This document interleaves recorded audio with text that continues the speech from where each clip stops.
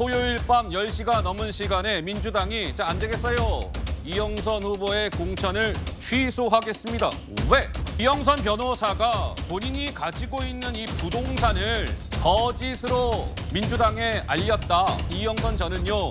아파트 한 채 가지고 있고요. 오피스텔 한 채를 가지고 있습니다라고 알렸는데 무슨 소리? 아파트는 한 채가 아니라 4채, 오피스텔은 한 채가 아니라 6채, 그 외에 상가도 한 채 가지고 있고 임차권도 한 건 가지고 있더라. 전세를 끼고 주택을 구매하는 전형적인 부동산 투기 수법. 그것을 소위 우리가 갭투기라고 하는데 뭐 갭투기한 거 아니냐 이런 의혹이라면서요. 이영선 취소. 신임 후보 이영선 후보 얼마나 목소리 좋은지 한번 들어보겠습니다.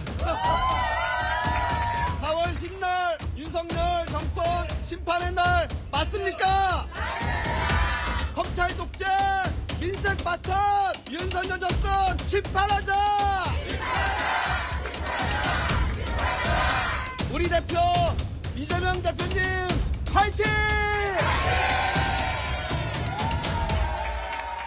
이영선 변호사는 아니 저러한 의혹에 휩싸여 있는 분이 보니까 민변 출신이더라. 또 플러스 더불어민주당의 대전시당의 전세 사기 TF 단장을 맡고 있더라. 플러스 지난번 대선 때 이재명 대표의 법률 특보였더라. 플러스 김혜경 씨의 그 낙상 사고 있잖아요. 낙상 사고가 있었을 때 왜 저게 뭐 이재명 대표랑 부부 싸움에서 뭐 저 상처를 김혜경 씨가 입은 거 아닙니까? 뭐 이렇게 논란이 불거지자 그것은 허위 사실입니다라고 하면서 검찰에 고발을 한 바가 있었는데 그 고발을 또 주도했던 인물이더라. 이영선 후보는 당과 국민에게 용서하지 못할 죄를 지었습니다.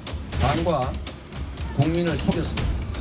갭투기로 국민들에게 정말 절망감을 준다든지 이렇게 하는 사람들은 국회로 들어오게 해서는 안 된다라고 생각합니다. 정말로 팔을 하나 떼내는 심정으로 고통스럽고 안타깝지만 공천을 철회하는 그리고 제명하는 조치를 취했다는 점을 말씀드립니다. 그러니 국민 여러분께서 투기를 일삼는 후보들을 마구 공천하는 국민의힘과 우리의 이 충정을 비교해 주시기를. 김경률 비대위원께서 그 천안갑 문진석 후보라든지 민주당 후보들의 갭투기 의혹을 말씀 주셨는데 김기표 후보의 경우에 문재인 정부의 기준으로는 청와대 비서관을 할 수 없다는 여론과 그리고 스스로 그 정권의 판단에 의해서 단기간에 사퇴했죠. 그런데 지금 이재명 대표의 민주당은 그런 사람도 국회의원이 돼서 나라를 이끌어도 된다고 판단하는 거거든요. 어떤 사정이 변경이 있는지 묻고 싶습니다. 그게 중요한 차이 아닐까요? 그리고 갭투기의 규모로 보면은 그분이 더 큰데 차이는 하나 있죠. 대장동 관련 사건의 핵심 변호인이었다는 것. 그것 외에는 이영선 후보랑 뭐가 다른 것이죠. 그리고 이런 갭투기의 문제점 때문에 이영선 후보를 후보 취소했다고 본인 스스로 말씀하셨잖아요.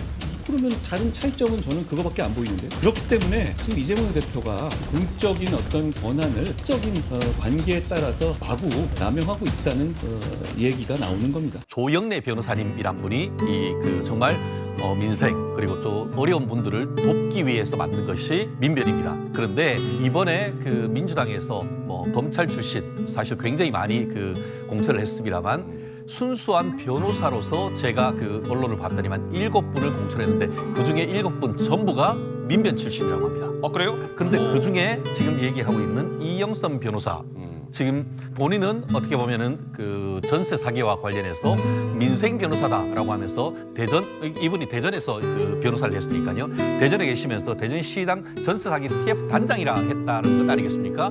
말과 행동이 너무나 달라는 것이고 지금 얼마 전에 이제 서울 강북 갑이었습니까? 거기에 조수진 변호사 같은 경우에도 평소 때 본인은 성범죄 피해자들을 위한 인권 변호사라고 했습니다만 본인의 어떤 블로그나 이런 걸 보면은 성범죄 피해자가 아닌 가해자를 위주로 해서 타겟 마케팅을 하면서 앞으로는 이제 여성의 인권 보호를 한다라고 해서 그걸로 해서 여성에 대한 어떤 25% 가산점까지 받아가지고 사실 벼락 공천을 받았고 본인이 스스로 공천장을 주었다 이런 얘기까지 했었습니다만 알고 봤더니만 범죄 피해자들가 아닌 가해자를 대리를 해가지고 돈을 벌었다. 결국 내로남불, 표리부동 이런 문제를 지금 민변 출신 인사들이 각종 보이고 있고 실질적으로 이번에 공천은 못 받았습니다만 성남에서 변호사를 해왔던 현근택 변호사 같은 경우에도 성희롱 발언 뭐 이런 부분을 얘기를 하면서 결국은 유력한 당선 공천에 유력했습니다만 공천조차 받지 못하고 출마조차도 못했던 건 아니겠습니까? 그렇기 때문에 이런 부분에 있어서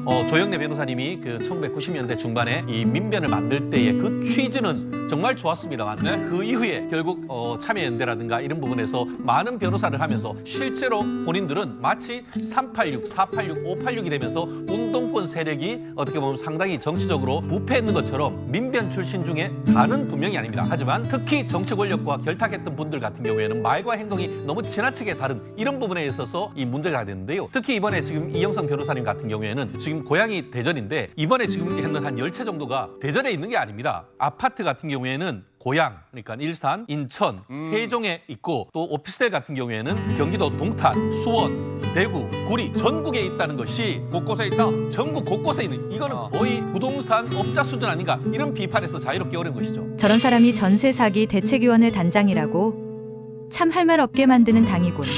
아주 내로남불의 끝판당. 아주 어처구니가 없네. 김혜경을 위한 민변 출신의 인권 변호사란 건가?